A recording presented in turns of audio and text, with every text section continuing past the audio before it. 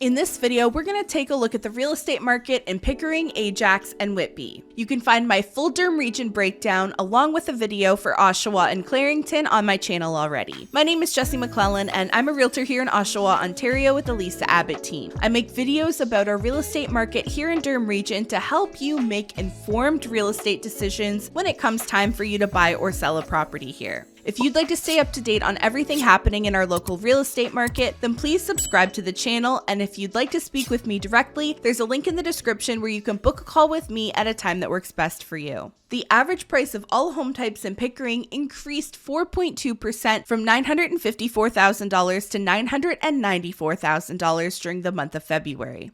The number of transactions increased 45%, while the number of new listings increased by 38.5%.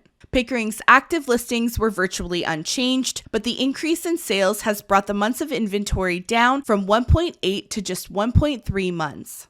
These changes are not specific to Pickering and should be expected at this time of year as we head into the spring market. And just like the rest of Durham region, the average days on market dropped from 34 days to 21 days. But January's reported days on market was significantly higher than December's because a lot of homes that had been listed for a long period of time were reported sold in January. So that fluctuation isn't entirely accurate, but all you really need to know is that the days on market is trending downwards and homes will continue to sell faster over the next few months. The sale price to list price ratio also increased to 101%. Again, this is to be expected as we see prices increase and more sellers opting to list lower and hold offers. But Pickering hasn't seen quite as big of a bump in multiple offers and home selling over asking as the other areas of Durham have.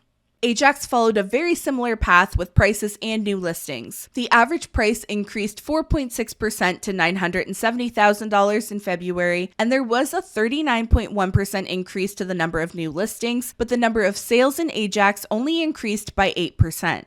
With the number of sales slow to pick up, that didn't create much change to the months of inventory as it still sits at 1.2, and the active listings only increased from 91 to 99 active listings in February. The average days on market dropped to 20 days as we expected, and the sale price to list price ratio increased to 103%.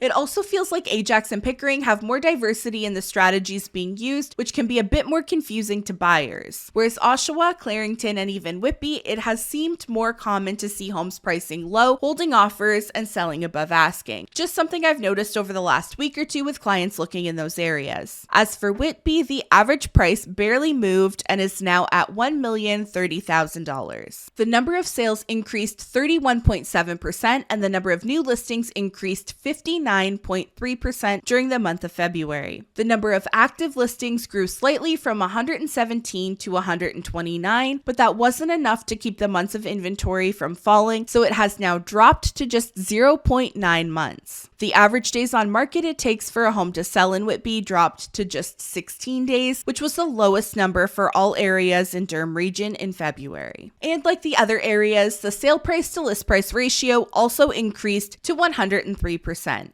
Some of these changes may seem dramatic, but most of it can be attributed to the time of year. January and December are always very slow months, and February until May is usually when we see the activity pick up considerably. Whether you're on the buying or selling side over the next few months, you can expect to see listings, sales, and likely prices increase during that time. How much will these numbers change? We don't know the full extent until we've seen it, but I wouldn't expect it to be to the extreme levels that we've seen in recent years. It's likely going to be a lot closer to a normal spring market than it is a 2022 spring market.